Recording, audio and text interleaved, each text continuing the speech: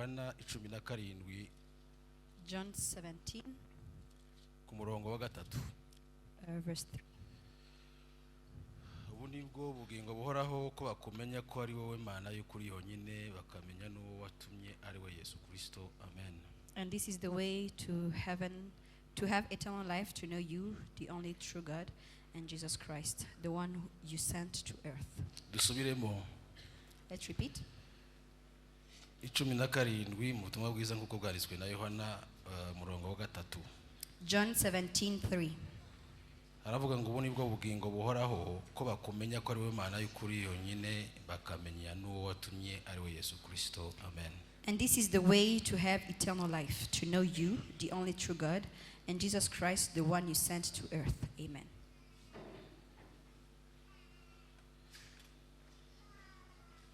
Hallelujah. Hallelujah.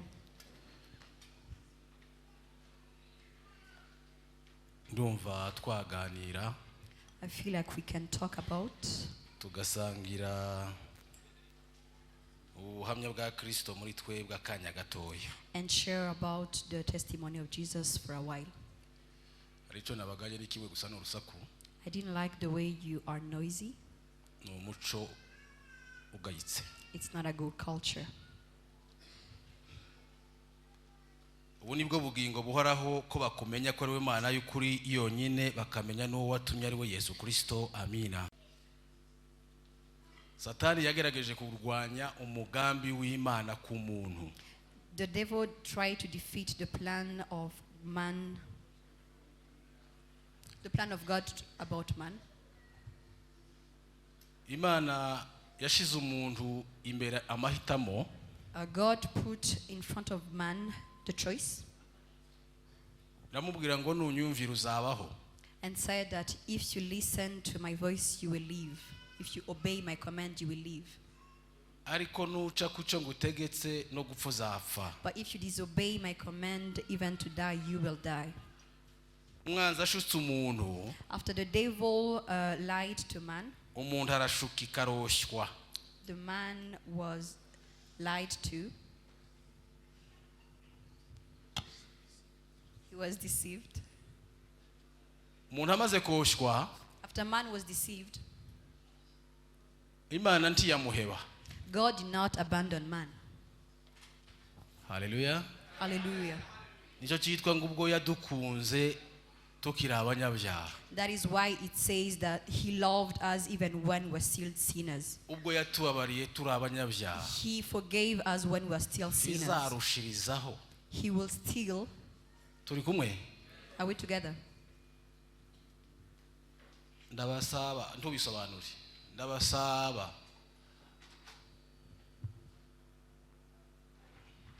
mwirya kanyama mureke kumera uko mwagenje cyitwa urusaku. Nabibasabye gusa bisanzwe si itegeko.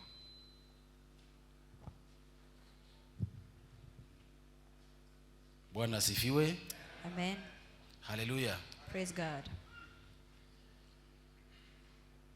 Bwana asifiwe. Praise God. Umuntu amaze koshywa After man was deceived, ngo mu mafu ya ni munsi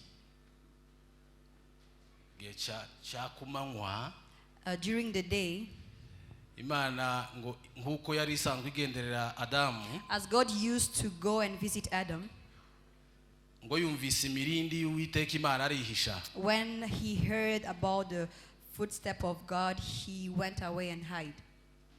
Ngo Imana iramubaza ngo ko ntakubona uri hehe. And God asked, why can't I see you? Where are you? Adamu aramusubiza ngo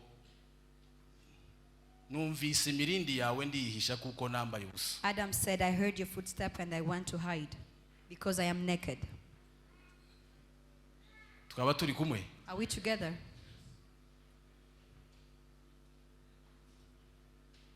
Ese ninde wakubwiye ko wambaye ubusa? Waba wakoze icyo nakubujije? Who told you that you are naked? Did you do what I forbade you to do? Kuko uko kwambara ubusa si amakuru yari yamenyeshejwe n'Imana. Because that nakedness was not an information he was given by Kera God. yari yumvise ibindi atarasanzwe yumva. Because he now heard something he did not hear before.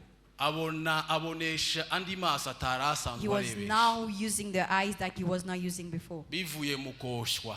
by being deceived. Turi kumwe? Are we together? Atese wariye kuri ya mbuto ya cya giti nakubujije? Did you eat from the tree that I told you not to? Arasubiza ngo ni wa mugore wampaye. And he said, it's the wife you gave me. Ayo makuru murayazi. You know about the story. Ariko ntituri mu mwanya wo kuvuga makuru. But we are not about to talk about the story. Turi kumwe? Are we together? Yego kuko amakuru nyine bazavuga ngo inkuru mbarirano iratuba. Because they say that when a story is heard, it goes over seas. Twaba turi kumwe? Are we together?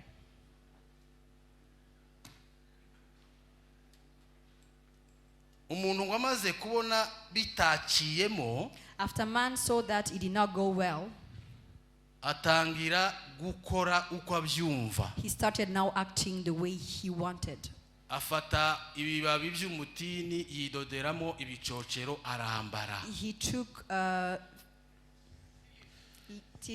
leaves and made a cloth. Twaba turi kumwe? Are we together? Florice ntimwamwumva ko afite igishika cyo gusobanura? Asanzwe asobanura? Cyangwa mwagize ngo asobanure nyirarume gusa? Nazi yagize ubwoba mwa erega mwa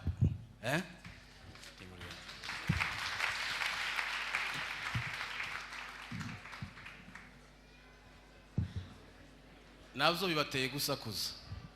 You are making noise.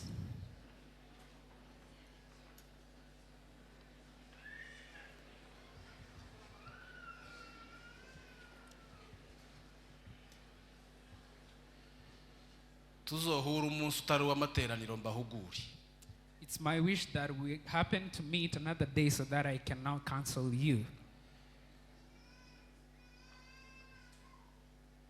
Umuntu amaze kwambara ibicocero, when a man wore the tea leaves, hallelujah, amen,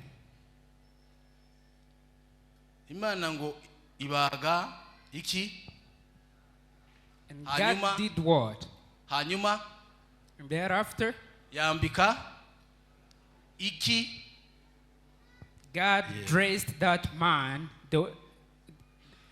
the wool of a sheep.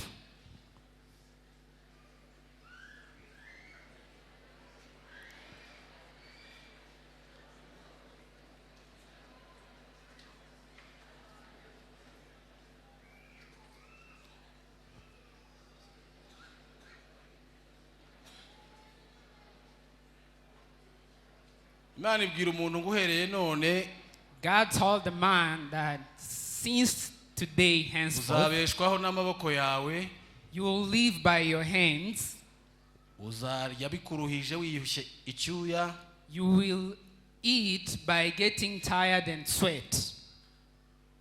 yego. Is it true? Bwira inzoka ngo He told the snake, ati uhereye none today henceforth, uzatungwa n'umukungugu, you will live by dust, ati kandi urubyaro rw'uyu washutse and the offspring of this man that you've taken astray, ruzakumena umutwe. it will strike your head. Ariko inzoka nayo ngo yakomye umuntu agatsinsino. And the snake will strike your toe. Tituja mu bisobanuro birenze ibyo. I want to explain further. Hallelujah. Hallelujah. Igihe gikwiriye kigeze, The right time when it came, Yesu aravuka. Jesus was born. Abyarwa n'umugore. Born of a woman. Akura atwarwa n'amategeko.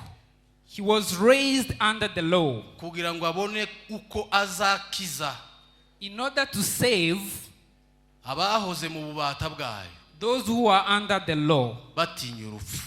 fearing death.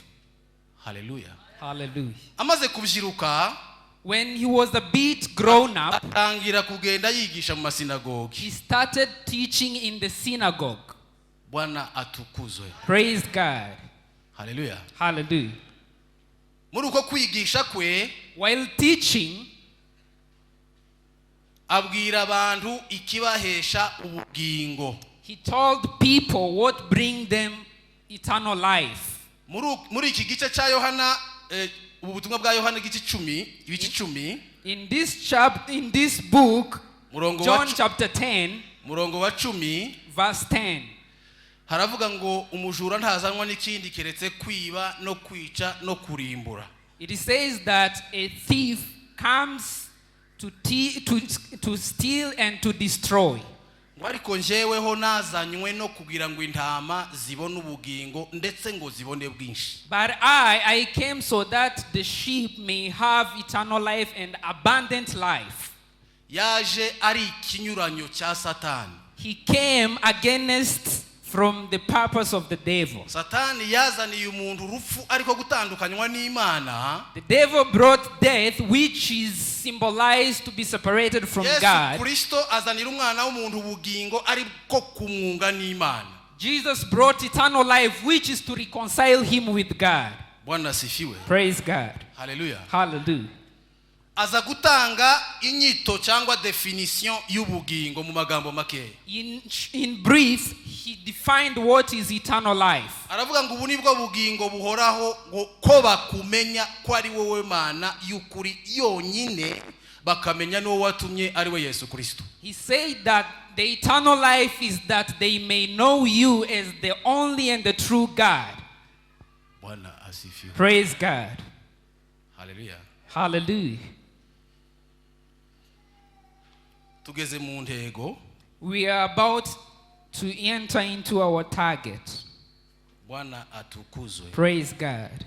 Kumenya Imana y'ukuri yonyine, knowing the only and true God, no kumenya uwo yatumye ari we Yesu Kristo, and knowing whoever he sent who happens to be Jesus, ngo nibwo bugingo buhora. it equalized to eternal life. Hallelujah. Hallelujah. Ibyo umuntu yamenye bitari Imana bimugize muri kamere, whatever a man ever knew from his own flesh, which is not of God, nirwo rupfu rwe. it results into death. Nukuvuga ngo ibyo bisimburwa no kumenya Imana y'ukuri yonyine. In other words, all that is replaced by knowing God alone. Kandi kumenya sa makuru twabwiwe. And knowing is not a news or information shared. Muri science kumenya ni information isanzwe n'amakuru twabwiwe. In science, knowing is as equal as the information given. Cyangwa mu buzima bwacu busanzwe Or in bw'umubiri. our daily life. Hallelujah. Hallelujah. Ariko mukuri kubumana kumenya, In the sole truth of God, knowing, ni kufanyika kuwa mmoja na unayemjua. it is being made one as to the one that you know. Hallelujah. Hallelujah. Hallelujah. Hallelujah. Ntabwo Yesu yaje kutubwira amakuru y'Imana. Jesus did not come to tell us the news and stories concerning God. Yaje kutwunga n'Imana. He came to reconcile us with God. Hallelujah. Hallelujah. Ntabwo yaje atwemeza Imana nko kumbaraga mu buryo bwo gushigikira. He wasn't revealing God in a forceful way as if we are to support him. Ntabwo navuze ku revealing, navuze kutubwira Imana. I spoke about telling us concerning God. Hallelujah. Amen. Hallelujah. Amen. Ahubwo yaje kuduhishurira Imana. Instead, he came to reveal who God is. Mu ncamake aravuga ngo ni njyewe nzira. In brief, he says that I am the way. Ni njyewe kuri. I am the truth. Ni njyewe bugingo. I am eternal life. Ngo nta uja kwa data ntamujyana. None happen to go to heaven without me. Hallelujah. Amen. Uko Satani yayobyaga umuntu ngo atayoboka Imana, niko Kristo yaje kuyobora umuntu mu kumenya Imana by'ukuri. In similar way that the devil came and deceived the humankind so that they may not be able to know who God is, the same way Jesus came and revealed who God is to the humankind. Hallelujah. Amen. Bwana asifiwe. Amen. Hallelujah. Hallelujah. Nico gituma Yesu ntiyigeze abwiriza hejuru y'Imana. That is why Jesus never preached about God. Yego uvuze neza ntabwo yarushe na rimwe yigisha hejuru y'Imana. He did not preach about God. Ahubwo yagaragaje Imana. Instead, he revealed who God is. Hallelujah. Hallelujah. Hallelujah. Hallelujah. Noneho yabwira abantu Imana kandi ari umwe nayo. So whenever he was telling people concerning God, yet he's one of his person, bakamubwira ngo urigereranyije. so they used to tell him that you want to make yourself as him, yet you are not him. Ariko ubuzima bwe bukagaragara ko butameze nk'ubwabo. Yet his life seemed to be different from theirs. Bonyine bakigamba bakavuga ngo nubwo tujya tumupinga ngo ariko ngo ntameze nkatwe. So they themselves, they murmured and said, even if you are against him, but he is different from us. It is apparent that God is with him. Hallelujah. Hallelujah. Hallelujah. Hallelujah. Jesus never came to make us fans of God. He made us the sons of God. Abafana ngize iminsi mbatangarira namwe murabizi mpora mbivuga iyo mpagaze imbere yanyu. I am marveled when I talk of fans, and you know this, I've always been speaking about this when I'm in front of you. Kubera ko iyo umuntu buryo uri kureba ikintu utameze nk'abahaye bakireba nibwo uzukibona neza. It is true that whenever you're seeing something and not participating in it, that is when you are able to see it properly. Do not think that this is part of Christ's share. This is our ugly things. Urugero naringiye kuvuga iyo umuntu yarakaye wewe utarakaye uri muzima uzutangazwa n'ubusazi bw'umuntu. For instance, what I'm about to say is this: whenever somebody is angry and you're not angry, you'll be wondering, why is he doing this way? You will be saying, is this in the manner in which we are so foolish and stupid? If somebody happened to knock you by his ankle without his conscience, you will definitely mock him and tell him all manner of words. He will not dare to know what is happening. Whoever will tell clearly what is happening are the witnesses. I am giving you an example. This is not the true gospel. I'm not a fan of football. That is why I am aware that being a fan is not as equal as being the reality.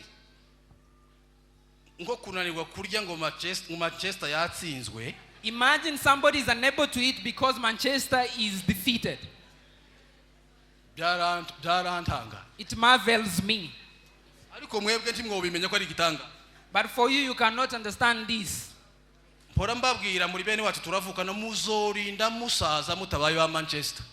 I've always been telling you this because you are one of me. You will grow old without becoming Manchester fans. But whenever your feelings go by whatever you think is true, you will think that the exact image is happening.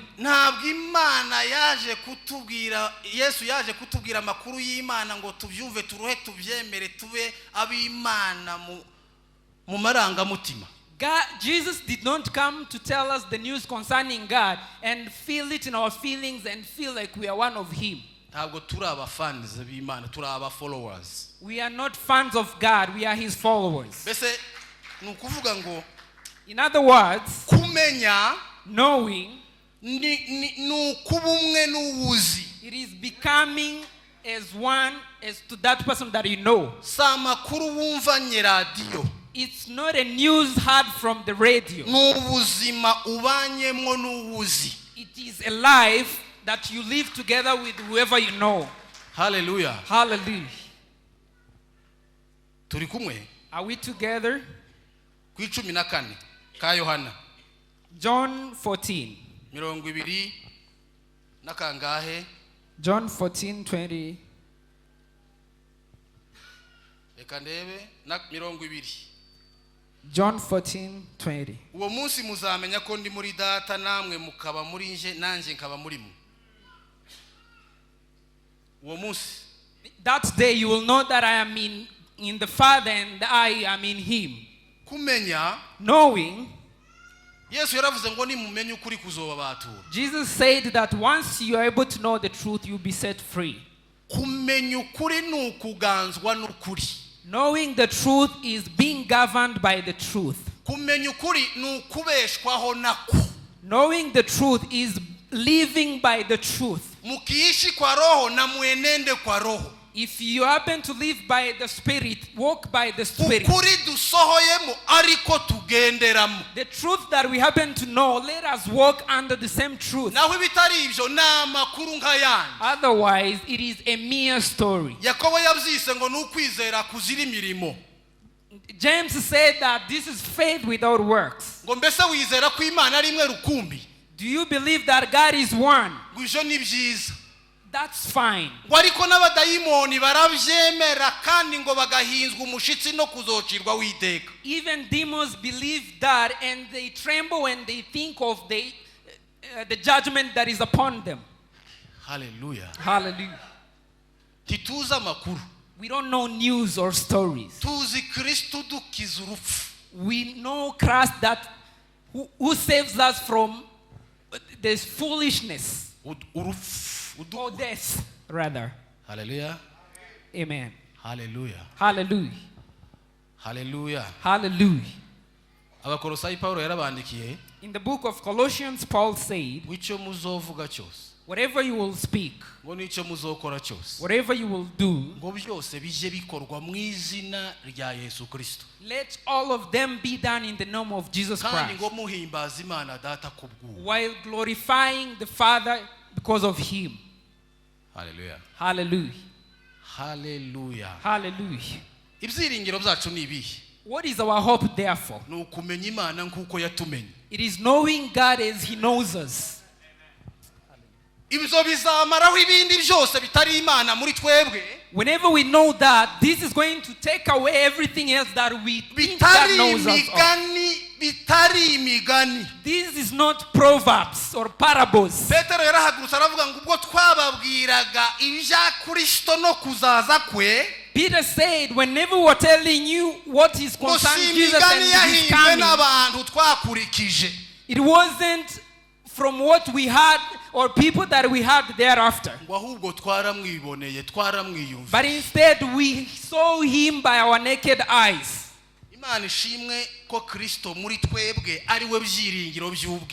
Praise be to God that Jesus is the only hope of glory in us. Christ in us, he is the glory, the hope of glory. Hallelujah. Amen. Hallelujah. Hallelujah.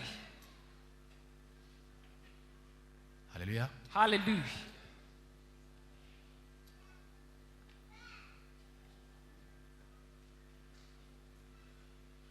Umunsi umwe Yesu bamnyujije ikirema hariya hejuru baragitunganya aho ari.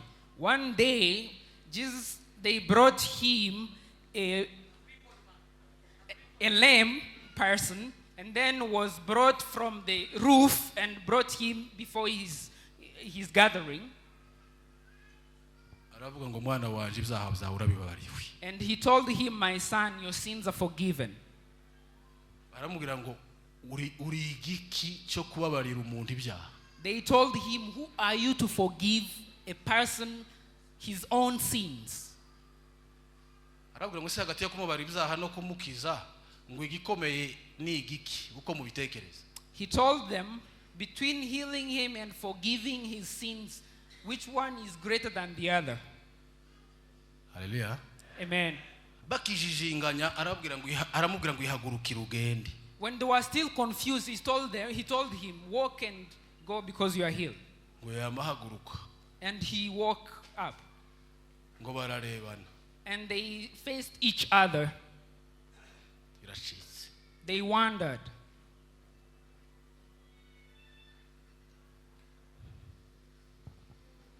Ntabwo yarabikoreye kubemeza. He did not do that to convince them. Kuko yazanywe no gukora ibyo data ashaka byonyine. Because he came to do what the Father wanted alone. Hallelujah. Praise God. Ibyo yumvanaga se ngo nibyo yakoraga. Whatever he had from his own Father, that is what he did.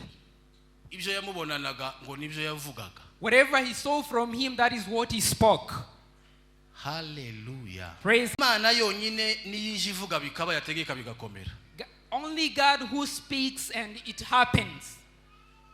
Ndantekereza ngo igituma gusenga kwabaye kwinshi ibisubizo biba bike nuko tuzi kubwira Imana ariko tutazi guca bugufi ngo tuje ku birenge by'umukiza twumva icyo ariko avuga gikwiriye kuba muri twe ngo ari cyo kiba. I happen to think that the reason as to why we pray so much and never answered, it is because we are focusing on telling God our own desires, but not getting to listen from Him what He wants us to do and what He wants us, happening in our life. Aho mwasengereye ibihugu byanyu ngo bigira amahoro. Somebody ever spoke. Since you've been praying for your countries to have peace, aren't you yet tired of that?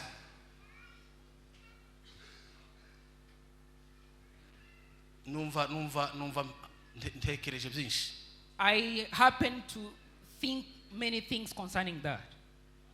The countries are not sick, it's us that are sick.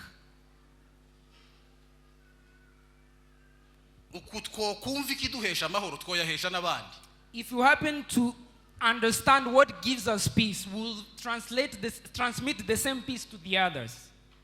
Kumwe n'Imana rero nukwiyambura ibitari Imana kugeza dushikiriye kumenya Imana y'ukuri yonyine. Therefore, being one with God, it is knowing what God is made of and give it to the others. Mu byanditswe haravuga ngo mwiyambure ibi igomwa ishari nibi ngo mwiyambure umuntu wa kera n'imirimo ye ngo mwambare Yesu Kristo.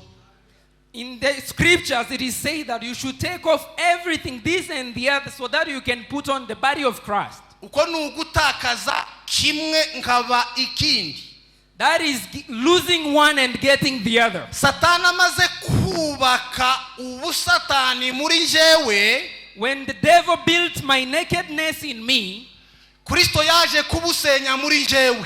Christ came to destroy that in me. Kumwemerera, allowing him nukwizera. It is believing. Akangenza uko ashaka kungenza, so that he makes me whoever he wants me to be, Imana impamagariye kuba cyo, so that I may become what God is calling me to be. Cyakera n'imirimo yacyo, and by doing that I will have been separated from the old and onward, so that God may be glorified through Christ Jesus. Hallelujah. Hallelujah. Ifuhe ry'abizera, okay, ishaka ry'abizera cyangwa umwete cyangwa icyo batumbereye kugeraho, the zeal of most of the believers, nukuba icyo Imana iduhamagariye kuba cyo mu buryo bwuzuye. It is becoming what God is calling us to be in the fullness. The Bible says that, brethren, right now we are the children of God. But whatever we will become, it is yet to be revealed. But once it is revealed, we will see him and realize whatever he is, that is what we will be. That will not happen once Nairobi is destroyed. bizoba wewe wakundutse. It will happen once you yourself you are destroyed. Imana yiyubatse muri wewe. Once God is built in you ukabubaye icyo ikugize cyo. and become whatever is making you to be. Ayo sa makuru dusoma n'ubuzima buriko bwubakika muri twebwe. That is not a news that we are reading. That is life being built in ourselves. In us.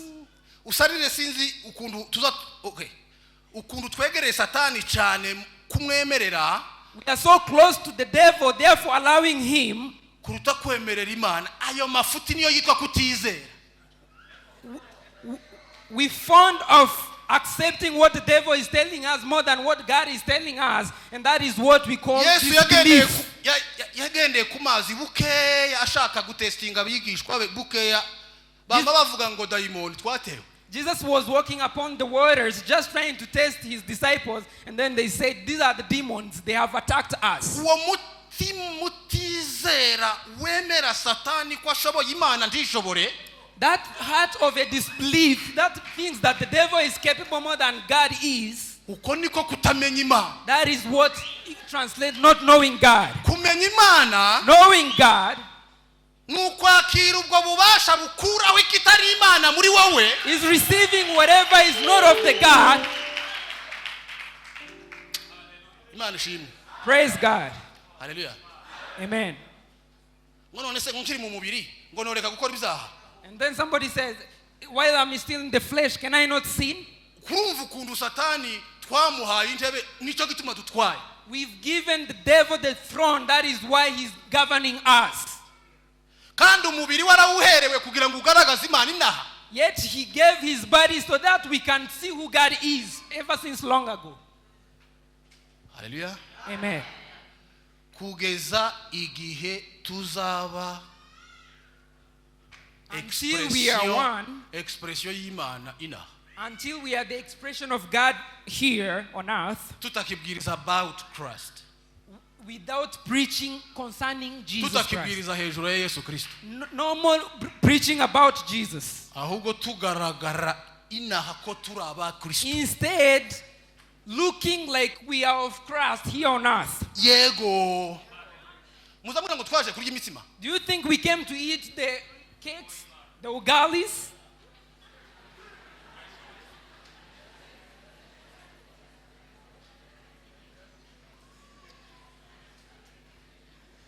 Siyo ntego nukuri. That is not the purpose. Hallelujah. Praise God. Muzorebe ibyifuzo byacu. Many a times our desires, si ibyizo turiko tuganira. they are not similar to what we are talking about. So gushiraho ku muntu wa kera n'imirimo ye. Ending the old person and his own words. Ngo ntibizoshoboka tukiri Nairobi. Somebody says it is not possible while we are still in Ngo Nairobi. bizoshoboka ngo twarapfuye. It will be possible once we are dead. Ni Satani yo ngiyo yambaye amahembe mugani w'abana biwacu. That is the devil with horns. Hallelujah. Hallelujah. Hallelujah. Hallelujah. Muribuka abantu babaje Yesu ngo sivyo bizoshoboka gute? Do you remember those people that asked Jesus, how is that Yarababwiye possible? iki mwabasomye mu? How did he tell them, you readers? What did he say? What are you saying? Yesu yarababwiye baramubaza ngo sivyo bizoshoboka niki yarababwiye? When Jesus asked them that question, what did he tell them before? The Bible readers? Nabajije. I was asking. Ngo ese igihe Yesu abigishwa bamubaje ngo sivyo uvuze bizoshoboka nibiki yaravuze? When the disciples asked him, is that possible? What did Jesus spoke before?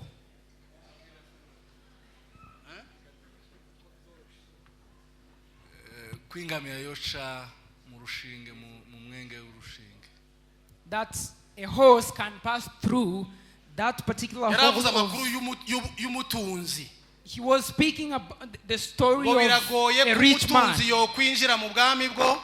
It is almost impossible for a rich to go into the kingdom of God. Ngo icyoroshye What is easier, ngo nuko ingamiya yoca mu izuru ry'urushinge. what is easier is the horse to pass through the nose of a needle. ngubwo ari uko bibaye If that is the case, ngo nigutuwo uzobishobora ninde therefore who is capable of that? muzi kuntu yabashubije byoroshye Do you know how easily he answered to them? zose All bishobokera is capable. zose bishobokera All is capable kutizera niko for kutukisha those who believe. This belief kuko is twizeye satani bikaduhindukira urupfu.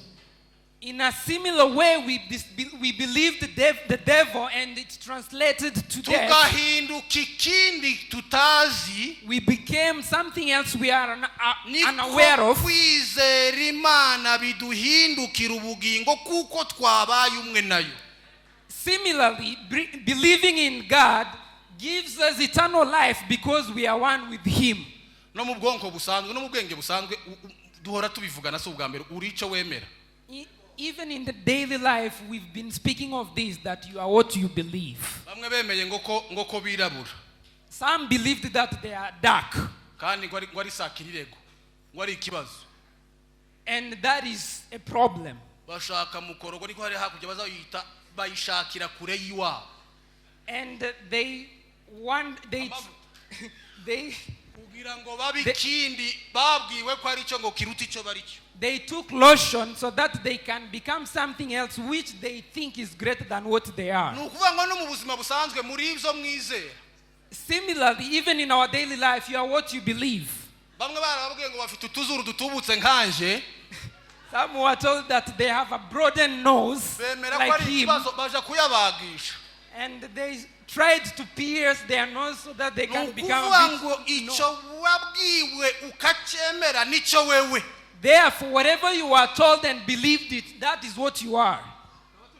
Are we together? Are we together? habe n'abemera ko ari beza. Even those that believe they are beautiful and handsome, ni ukuri ntibyavuye mu kiyo. it did not come from the mirror. zavuye mu bakwemeje ko ari byo. It came from those who convinced you that you are beautiful and handsome.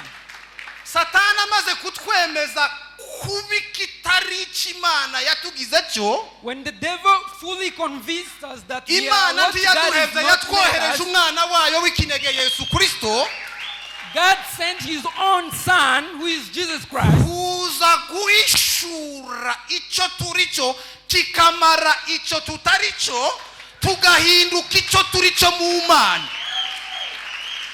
Jesus Christ came to reveal what we are, and this that we are from the information given from Christ defeats the initial information given by the devil.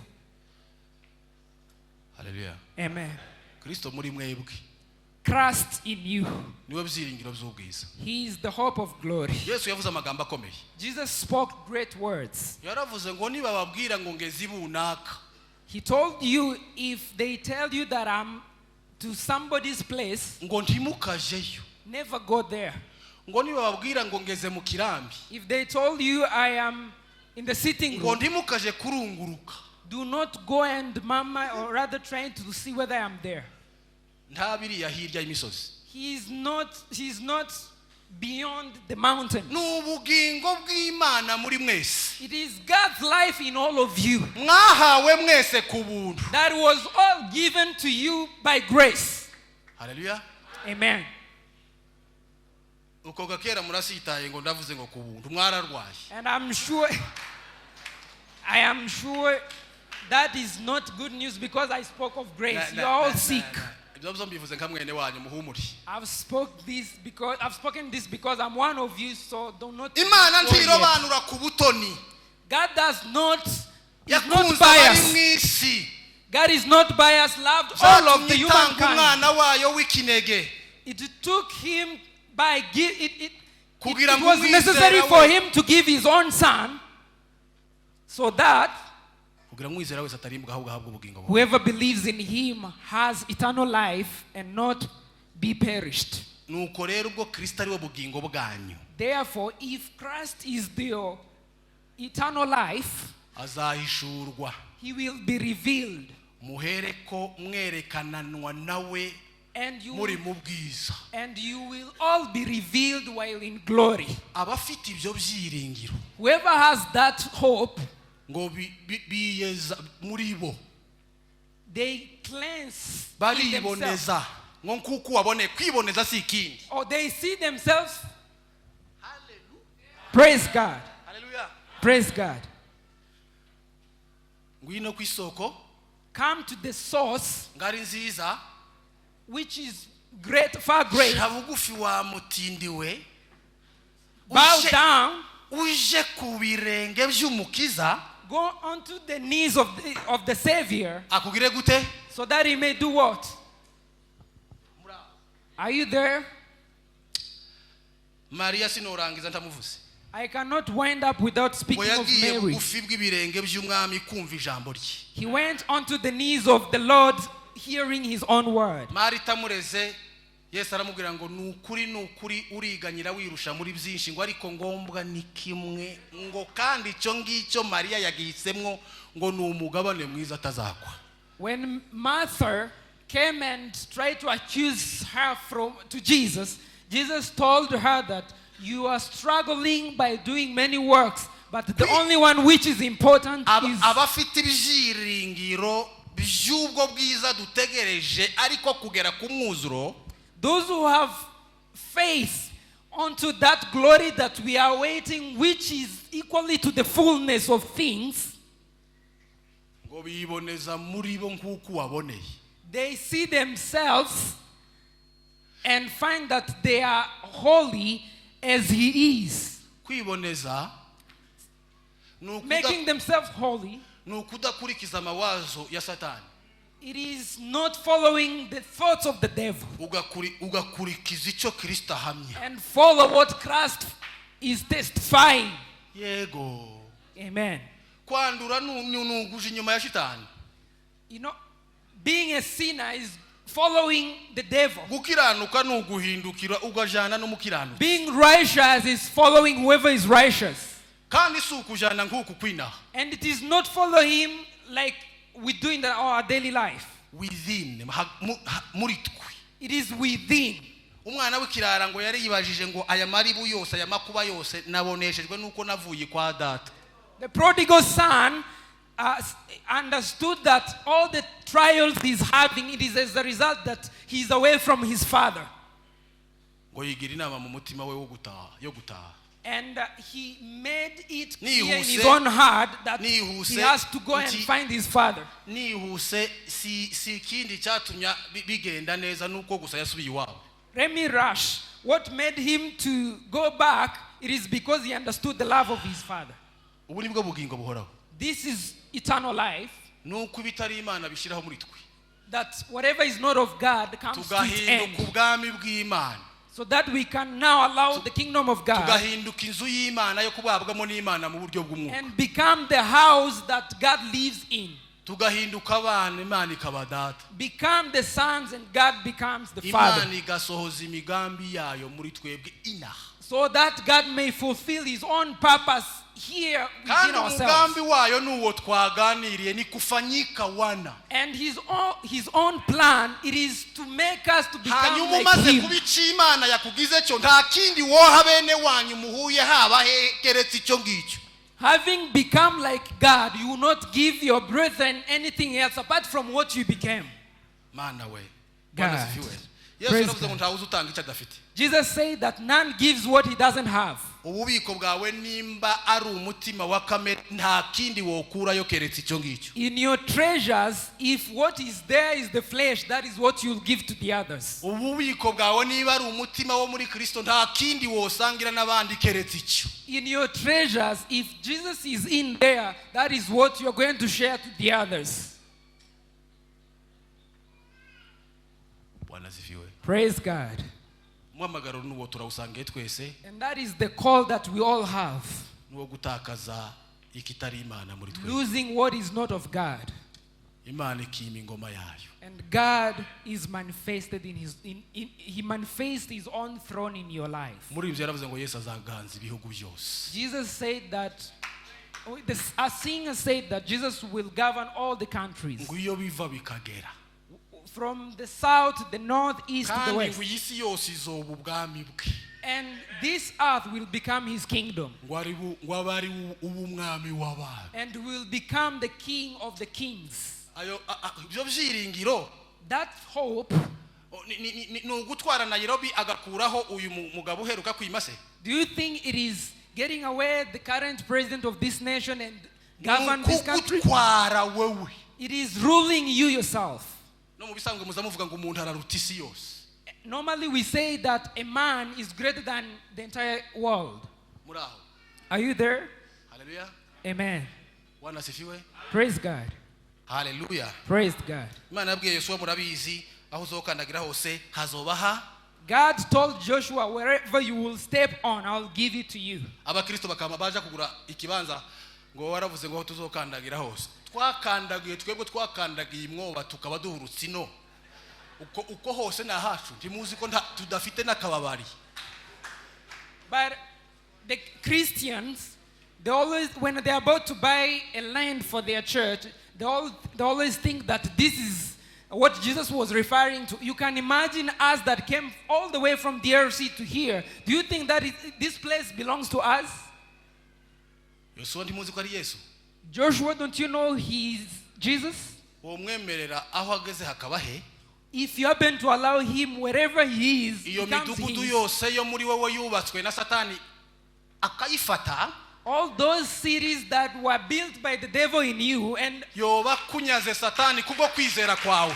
he will have snatched the devil from you because of your belief. Ukabubayuwe iteka ryose. And you will become his for eternity. Ikaririmbwa gucari carazimiye ca wari warapfuye yazu. We always sing that whatever was lost is gotten. Whoever was dead is now resurrected. Sukuza ukunji mwaje muraci n'urugero timwaje kuza ikimenyetso saha muri iki cyuye. You haven't yet come. It's an example. Simvuze guca urubanza narimvuze sinomenya ukundi mbivuga. I am not judging. I'm just unable to express this. Kuza saha. Coming, it is not coming to this place. Kuza nukumwiha rwose. Coming is giving yourself to him fully. Ukabuwe and become his. Twihimana nk'abazuke. Let's give ourselves to God as those who are resurrected. Imani tugenze ukwishaka kuko turabayo. And allow God to make us whatever he wants because we are his. Kutababimana ni kinyoma. Kutababimana ni kinyoma. Not becoming of God, it's a lie. Ikinyoma ni iki? What is a lie? Nico umuntu yemeye ko ari ukuri kutari ukuri. It is what a man believes as the truth, yet it is far from the truth. Nabwiye umuntu umwe ndamubwira ngo banza hungure kano kantu. Pardon. Naringiye kuvugisha. Banza kuri hako gasimba ka. Remove some that Tagahari. insect. Nukuvuga ngo ahunguye inshurizi. Ahungura gasimba. I once told somebody. Nukuvuga ngo ikinyoma nico wita ukuri kutari ukuri. A lie is what you call the truth, which is far from the truth. Satani yatwemeje ko turi ikindi tubaco ariko ukuri kw'Imana nuko Kristo ariko yingingira muri twe ngo tubice Imana yatugize cyo kuva na kare kugira ngo Imana ihabwe icyubahiro. The devil has convinced us a lie, and we eventually became that. But the truth is what Jesus Christ is telling us, and once we allow him by believing and become that, that is what the truth is all about. Muraho. Amen. Erega Yesu ko aravuga ngo mushana ni ururimi rwiri iwacu. Aha kurya bazavuga ngo rata. Mushana abana twagaze tubakanga wamaruka mu nga akamakira agahumurika. Satani watugize aya mashano twabayeyo. Satani watugize ibipfu. Satani watugize imbuga. The devil is made us to be fools. None kwinginga kw'Imana ngo twiyambure icyo kinyoma cyose dusigare turi Imana ihamya mu mwana wayo Kristo kuko ari we yashinze uwo murimo kugira ngo Imana ari yishimwa hadashimwa umuntu bari wewe wese. Kuyemerera rero ngo itugenze uko nukwizera. Kwanga ukaguma ukaba icyo wabeshwe kuri cyo nukutizera. Uba wiyimye icyo Imana ikwingingira kuguha. The devil has made us to be fools, but God today is beseeching us to allow him by faith and allow him his words live in us. You know, the truth is when you accept what Jesus says, but a lie is when you go by the devil's way. Gusobanura gano gusobanura. Yes. Translating is translating. Okay, uko simvuze kugira ngo musigare mutekereza kubyo navuze, ndabivuze ngo mujiriya kuwo mbaye mvuga muri mwebwe mwumva icyaha yababwira mubeho. I am not saying this so that you may settle on that, but all I'm trying to say is that please turn your eyes on whoever I'm telling you so that you can now leave. Wa mugore w'indaya yamaze kubwirwa yamaze kuganira na Yesu yamubwira ngo sikumbwira ibyanje byose ngaho ni wowe Masiya, ati niwe muvugana. Yama yirukanga aje mu muhana ati yeme noneho hari umuntu duhuye nawe ntamwe ni muje kumva uko simpaye mbabwira ngo ibintu byinshi ko ndabararikira kuja kumva uwo numvise cyangwa uwo mbaye numva. Hanyuma baraza ngo birukanga barahindukira ngo baramubwira ngo noneho ntitugihaye tukicitaye kuri bya bindi watubwiye ko turiyumvira ku isoko tukibonera. Turi kumwe nukuri iyo tuvuga ntabwo tuba dushaka nko kwigisha, tuba duhaye tubatungira gatoki hari Imana iduhamagarira twese ngo tubeho. Now a prostitute was told by Jesus her own things, and then she was wondering, are you the Messiah? And then she wondered, how comes this guy is telling me? Imana iduhana n'umugisha mu izina rya Yesu.